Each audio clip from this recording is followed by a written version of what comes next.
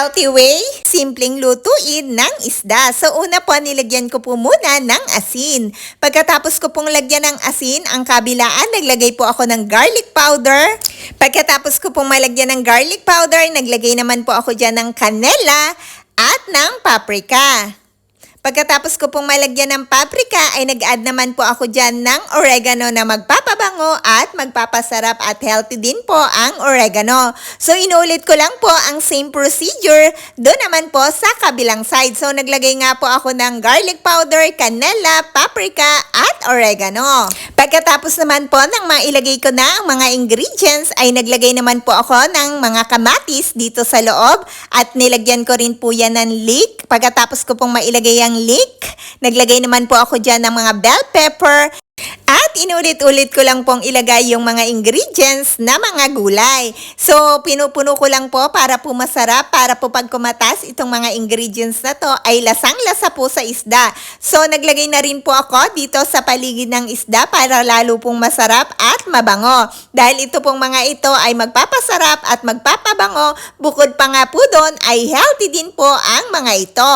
So, magbigay po ako ng mga benefits na makukuha natin dito sa ganitong recipe. So, unahin po natin sa isda. Ano nga po ba ang benefits na makukuha natin sa isda?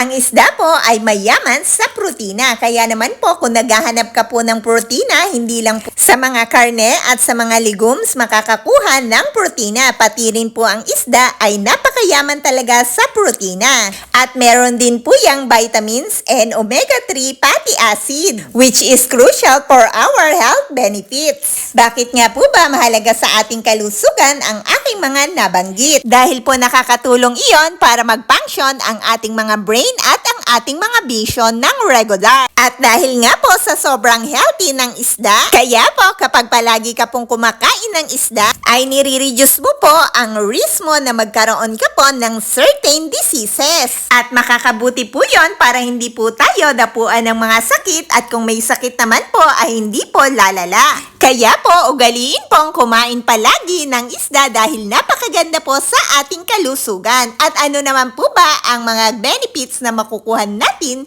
sa pagkain ng bell pepper?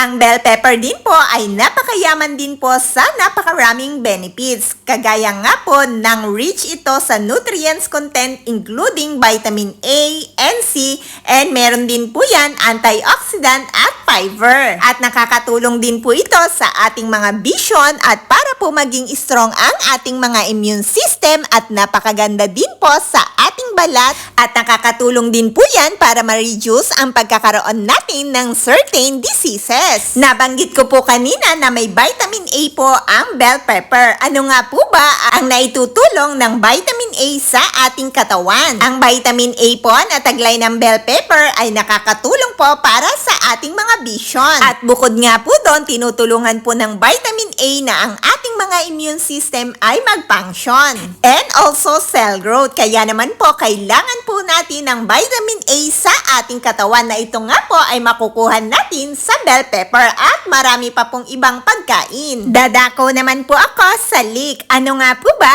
ang leek? Ang leek po ay isang uri ng vegetable na nahahanay po sa onions. Meron po silang konting pagkakahawig pero hindi nga lang po sa kulay at sa hugis. Ano nga po ba ang mga benefits na makukuha natin sa pagkain ng leek? Marami pong makukuha ng mga vitamins and minerals dito sa leek. Kagaya nga po na nagtataglay ito ng vitamina A, C, at K, as well as minerals. At nagtataglay din po yan ng potassium, magnesium, at iron na kailangan ng ating katawan. At ang leeks din po ay nagtataglay na mahalaga at kapaki-pakinabang na compounds. Meron po yung tinatawag na cranfrenol, a flavonoid with potential anti-inflammatory and anti-diabetic and anti-cancer properties. Additional, leeks also are good source of fiber and prebiotic, promoting digestive health and nutrition absorption. Kaya po, napaka-healthy po talaga ng leeks at bukod nga po sa napaka-healthy ay napakasarap sarap din po talaga niyan para po yung spring onion na mas malaki lang po at yung lasa po ay talagang nagpapasarap sa mga pagkain at masarap nga din po kapag kinain. So guys, sana po ay may natutunan kayo. Always remember, eat enough and nutritious food to always be in good health.